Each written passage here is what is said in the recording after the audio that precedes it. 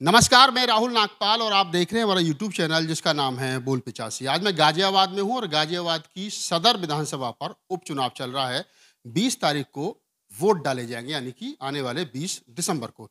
मेरे साथ सिंगराज सिंह जाटव है जो समाजवादी पार्टी और कांग्रेस के संयुक्त प्रत्याशी है, यानी मैं एक दूसरी भाषा में कहूँ कि इंडिया गठबंधन के प्रत्याशी हैं। ये आप कहेंगे कि जनरल सीट पर शेड्यूल कास्ट के प्रत्याशी को आखिर क्यों उतारा गया? तो इससे पहले भी समाजवादी पार्टी इस प्रकार के प्रयोग करती रही है।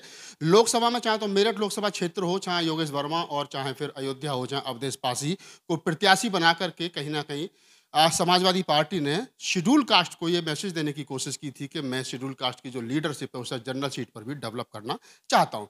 परंपरागत सीट ये बहुजन समाज पार्टी और बीजेपी की रही है, लेकिन पहली बार यहाँ पर जनरल सीट पर शेड्यूल कास्ट के सिंगराज सिंह जाटव को इंडिया गठबंधन अपना प्रत्याशी बनाया है। मुस्लिम और दलित बाहुल्य ये सीट है। सिंगराज सिंह जाटव साहब हमारे साथ हैं, उनसे बातचीत करेंगे कि आखिरकार किन मुद्दों पर वो यहाँ चुनाव लड़ रहे हैं। जाटव साहब, स्वागत है। पहला सवाल यही है कि समाजवादी पार्टी ने आप पर विश्वास जताया है जनरल सीट पर, जाटव समाज के यानी शेड्यूल कास्ट के प्रत्याशी हैं आप, तो समाज का और जो अन्य समाज है उनका कितना समर्थन मिल रहा है? पहले तो बहुत बहुत धन्यवाद आपका राहुल जी कि आपने अपना कीमती समय निकाल के जो मुझे अपने मंच पे बोलने का मौका दिया, मैं आपका आभारी हूँ। दूसरा, मैं इंडिया गठबंधन के प्रत्याशी के रूप में सबसे पहले आदरणीय राहुल गांधी जी और आदरणीय अखिलेश यादव जी का भी धन्यवाद करूँगा कि उन्होंने एक सामान्य सीट से जिस तरह से एक शेड्यूल कास्ट के बेटे को यहाँ से टिकट दिया, वो कहीं ना कहीं एक विश्वास उन्होंने किया है शेड्यूल कास्ट कि तमाम उन लोगों पे या मेरी जो जाति है उनके लोगों पे कि वो अपने समाज का, जो उनके समाज का बेटा है, भाई है, उसको आगे बढ़ाने का काम करें। उन्होंने अपना काम कर दिया टिकट देके। अब जो हमारे समाज के लोग हैं, बुजुर्ग लोग हैं, सम्मानित लोग हैं, बुद्धिजीवी लोग हैं, उनकी एक जिम्मेदारी बनती है कि जो विश्वास आदरणीय अखिलेश यादव जी ने हमारी कम्युनिटी पे किया है, हमारी कौम पे किया है, उसको विश्वास को टूटने नहीं देना है। क्योंकि वो विश्वास अगर टूटा तो आगे से कोई पार्टी वो विश्वास नहीं करेगी। चूँकि 2 बार ये दूसरी बार ये प्रयोग हो रहा है, तो निश्चित रूप से कहीं न कहीं हमारी ये ज़िम्मेदारी बनती है कि हम ये विश्वास को कायम रखें। और जो ये सामान्य सीट है, इसमें भी एक चीज़ और है, जो सामान्य सीट है, हम जो रिज़र्व सीट है, उस पे तो हमारे शेड्यूल कास्ट के साथी जीत के विधानसभा जाते ही जाते हैं। मगर सामान्य सीट पे जिस तरह से ये एक नया प्रयोग शुरू हुआ है, तो कहीं न कहीं एक रास्ता खुला है उन तमाम लोगों के लिए, उन तमाम समाज सेवकों के लिए जो अपने क्षेत्र में रहते हैं और समाज की सेवा करने का जो बीड़ा उठाए हुए हैं, उन्हें भी ये मौका मिलेगा। जहाँ वो अच्छा काम करेंगे तो निश्चित रूप से आने वाले समय में इंडिया गठबंधन और समाजवादी पार्टी ऐसे लोगों को निश्चित रूप से उन पे भरोसा करके टिकट देगी। तो मैं उन सभी अपने समाज के बुद्धिजीवी, संभ्रांत लोगों को एक निवेदन करूँगा कि जो विश्वास किया है उसको कायम रखें और आने वाली 20 नवंबर को इस सीट पे जो उपचुनाव होना है उसमें अपना कीमती वोट देके यहाँ से मुझे लखनऊ भेजने का काम करेंगे, तो ज़रूर वो इंडिया गठबंधन के हाथों को मजबूत करेंगे, आदरणीय अखिलेश यादव जी के हाथों को मजबूत करेंगे। एक सवाल निकल करके आता है कि दलित समाज में जो खासतौर से जाटव कम्युनिटी, जिस कम्युनिटी से आप आते हैं, मैंने कहीं पढ़ा कि 1 लाख से ज़्यादा वोट यहाँ पर जाटव कम्युनिटी का है, 1 लाख के आसपास वोट है। बसपा से लग रहा है आपको कि कुछ उसमें नुकसान है या पूरा का पूरा वोट आपको मिलेगा? देखिए, जिस तरह से यहाँ जो ये गाज़ियाबाद की जो सदर सीट है, इस पे दलित समाज का, खासकर जाटव समाज का बहुत ज़्यादा जो है वो रहा। अब यहाँ पे एक बहुत तादाद में हमारे लोग यहाँ पे हैं। उन्हीं के साथ में एक माइनॉरिटी के लोग भी बहुत ज़्यादा हैं। मुस्लिम समाज के लोग भी 1 लाख के आसपास उनका वोट। वो बहुत ज़्यादा है, 80,000 के आसपास, 80-85 हज़ार है। तो वो हो गया। और समाजवादी पार्टी और कांग्रेस का जो बेस वोट, अपना जो बेस वोट है, वो सब अगर हम मिला देते हैं तो 4,61,000 वोट में से लगभग सवा 2 लाख वोट जो है ये तीन अपना एससी और मुस्लिम और जो कांग्रेस और समाजवादी पार्टी का बेस वोट है, वो मिला के लगभग 2,30,000 2,35,000 के करीब ये बन जाता है।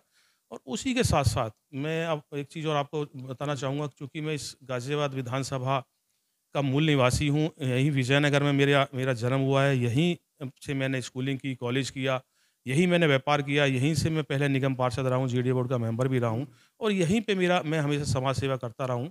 तो यहाँ की जो ये लाइन पार क्षेत्र जिसको हम बोलते हैं विजयनगर वाला एरिया, इसमें 2,94,000 वोट यहाँ पे इस लाइन पार क्षेत्र में जो है वो अ, इस विजयनगर क्षेत्र का है और हमेशा से एक आवाज़ उठती रही कि जो यहाँ से जनप्रतिनिधि हैं, वो लाइन पार क्षेत्र का होना चाहिए चूँकि बहुतादाद में जो मतदाता वो यहाँ पे है।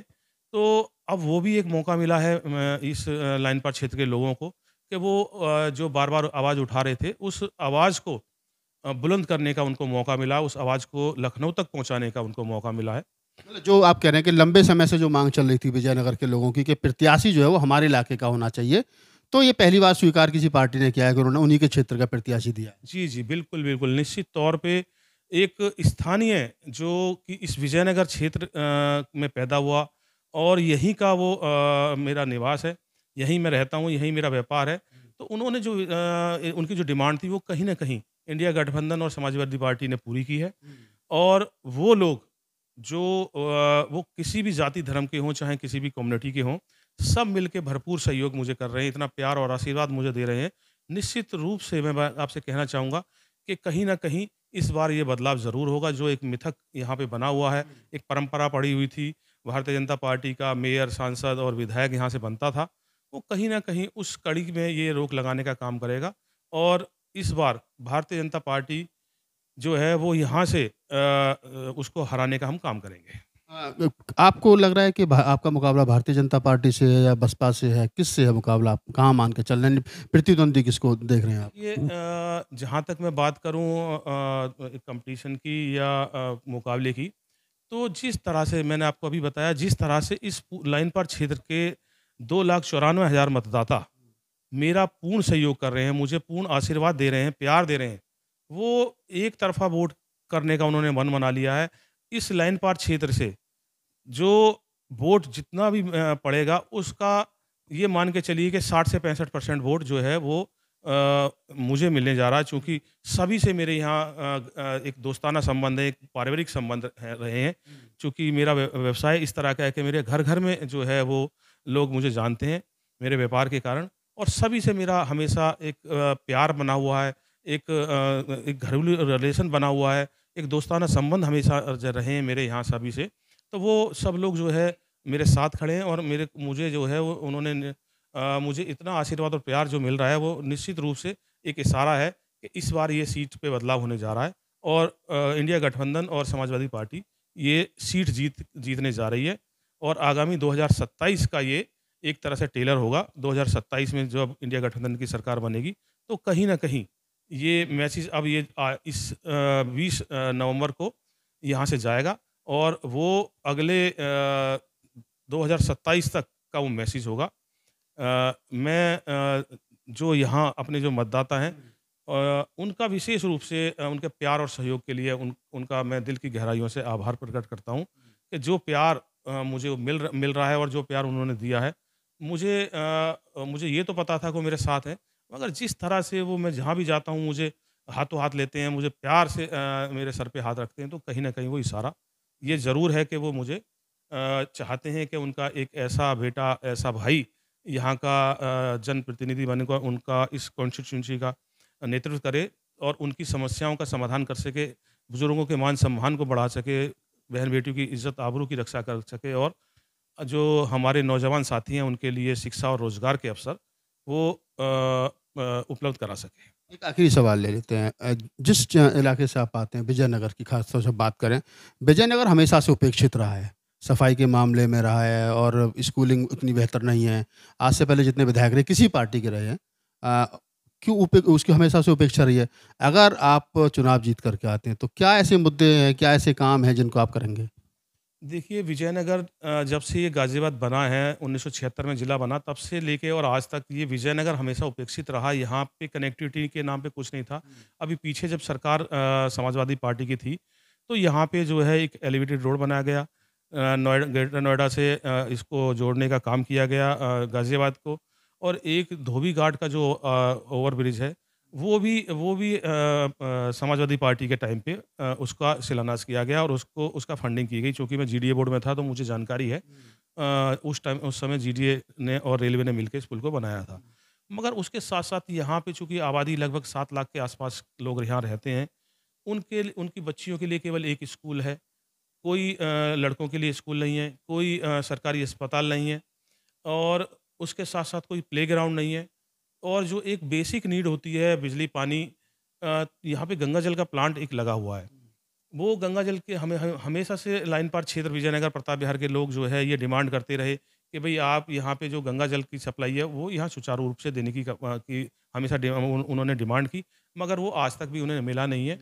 तो वो पानी जो गंगा जल का प्लांट है उसका पानी का ये यहाँ के लोगों को मिल सके, मेरी प्रायोरिटी होगी कि उस पे जो है विशेष ध्यान देके उस पानी को सप्लाई यहाँ पे चालू कराई जाए।